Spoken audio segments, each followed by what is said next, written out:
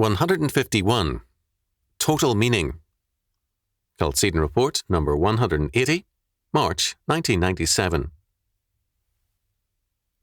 Because all things were made by God, and without him was not anything made that was made. John chapter 1, verse 3. We live in a world of total meaning. As Cornelius Van Til stated it, there is no brute factuality. There are no meaningless facts in creation. All facts are God-created, God-ordained facts. We find them meaningless because we choose to ignore the fact of sin and its distorting nature. Facts do not derive their meaning from man, but from God. If we insist on being the judge of their meaning, they will indeed be inexplicable and meaningless to us. Original sin is our desire to be our own God, to determine or know good and evil, law and morality in terms of our will rather than God's word. Genesis chapter 3, verse 5. Men want to know and determine all things by themselves without reference to God. Their epistemologies or theories of knowledge are man-centered, not God-centered. They will not have life on God's terms. I recall one man who insisted that no meaning could be acceptable to man unless it were a man-centered one, which is another way of saying that no answer is valid unless man gives it.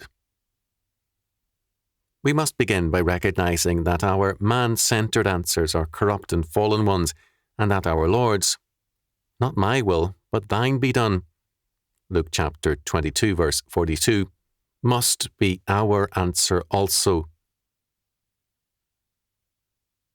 History is a struggle to establish meaning. Whose shall prevail, God's or man's? Some humanists, like Camus, were ready to deny any and all meaning in the universe in order to establish man's purely personal and existential meaning.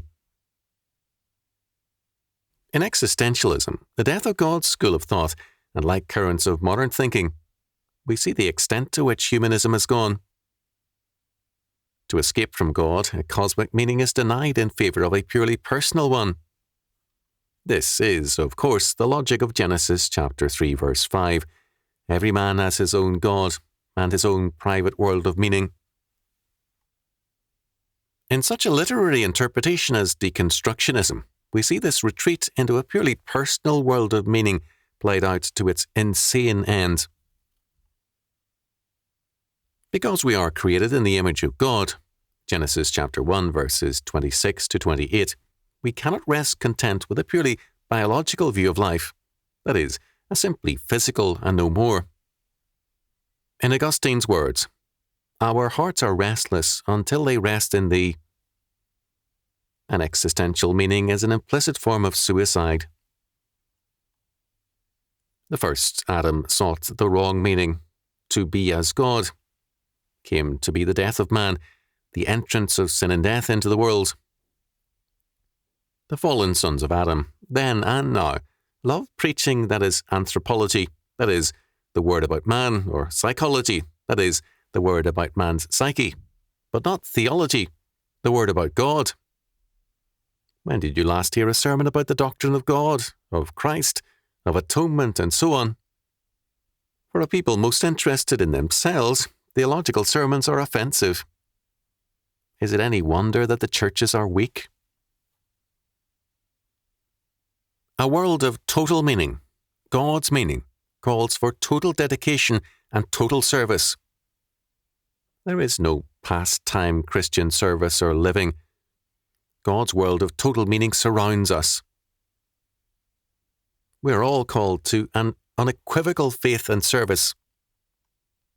Our Lord tells us that the essential requirement of us is this: Thou shalt love the Lord thy God with all thy heart, and with all thy soul, and with all thy strength, and with all thy mind, and thy neighbour as thyself. Luke chapter 10, verse 27. The word all seems to be replaced in current thinking. Where there is total faith and service, total meaning follows,